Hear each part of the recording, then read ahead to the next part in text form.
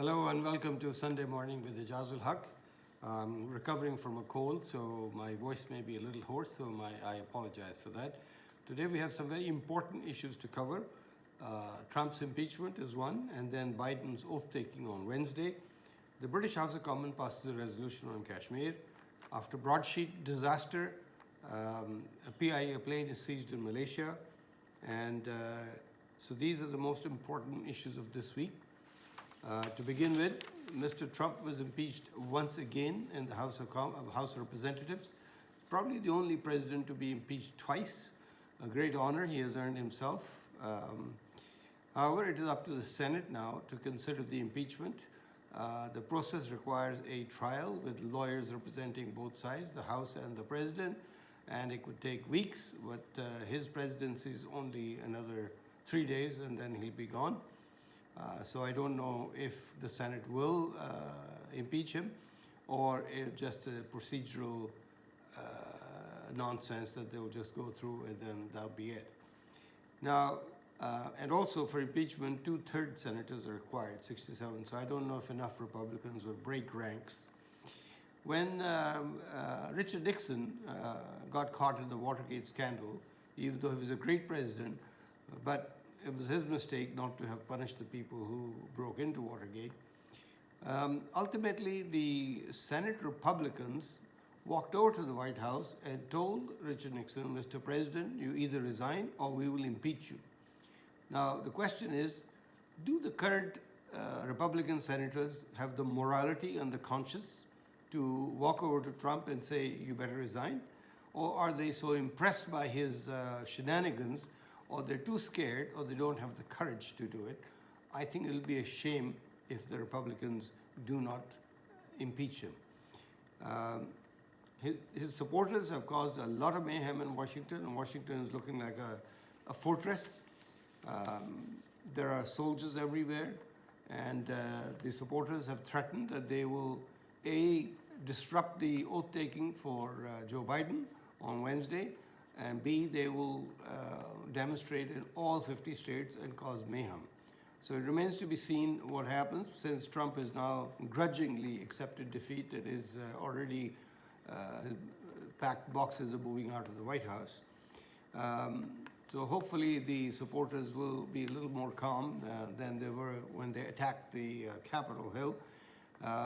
But it is shameful what has happened, and Donald Trump needs to be punished for his sins, which are far greater than those of Richard Nixon.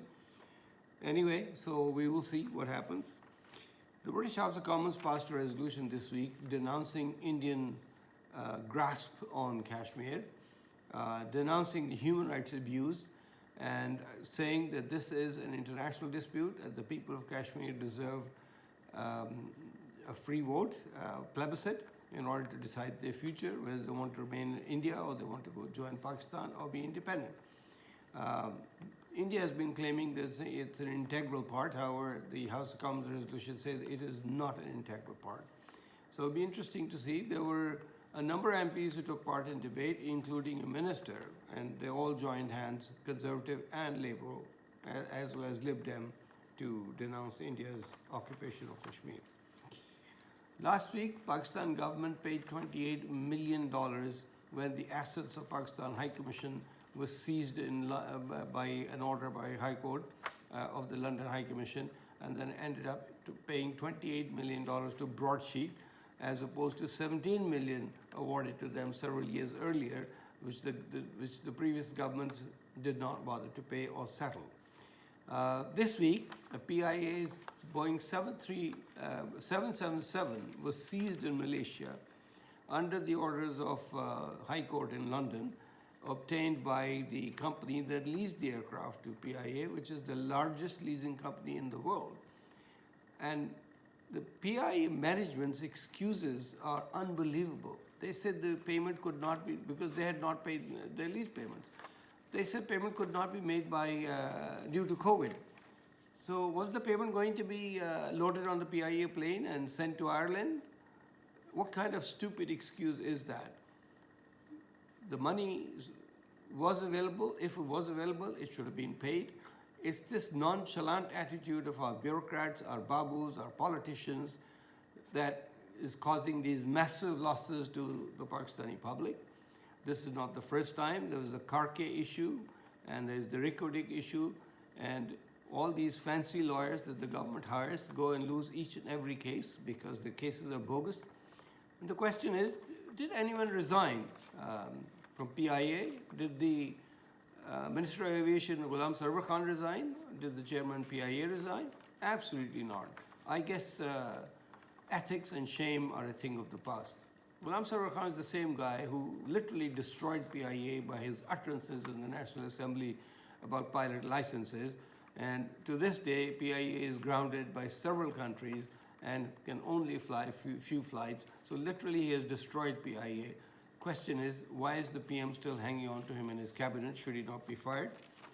The bigger problem that the government faces, whether it realizes or not, is the Haque issue. There is an award of nearly $6 billion against Pakistan, and we've lost the case.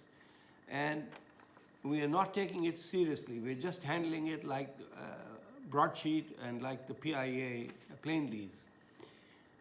Unless a serious effort is made, this is going to be a disaster, and one morning we'll find out the $6 billion have left our $13 billion reserves, and as a result, the country will be on the verge of bankruptcy again. This is not a legal matter. This is not a babu matter. The bureaucrats and the lawyers cannot resolve this. This is a business matter. The Prime Minister should invite the chairman of Barrick Gold and chairman of Antofagasta, the Chilean mining company, the two companies that own Tethian Copper, which had the lease on Barrick Gold, invite them back to Pakistan for negotiations with the approval of the Balochistan government, give them a lease on Haque, let them invest the $4 billion that they're planning to invest, and as regards the penalty, I'm sure terms can be arranged where a small portion of it can be paid through the income from the mine over a number of years, and then have this matter put to rest. Otherwise, the country could lose $6 billion for no reason whatsoever. And once these two companies are back, first of all, it will help in the exports because the gold and copper procured from there will be worth $2 to $3 billion a year. And then other companies will be encouraged to come. And in Balochistan, there are a lot of mining opportunities. So I hope this matter is attended to urgently. Any further delay can cause a serious disaster. This is a warning, and this is a warning for the government of Pakistan, for the Prime Minister, and for all those who seem to take it lightly. We have lost several times in broadsheet, in PIA leasing case, in Haque, in Haque. Let us not lose $6 billion for incompetence.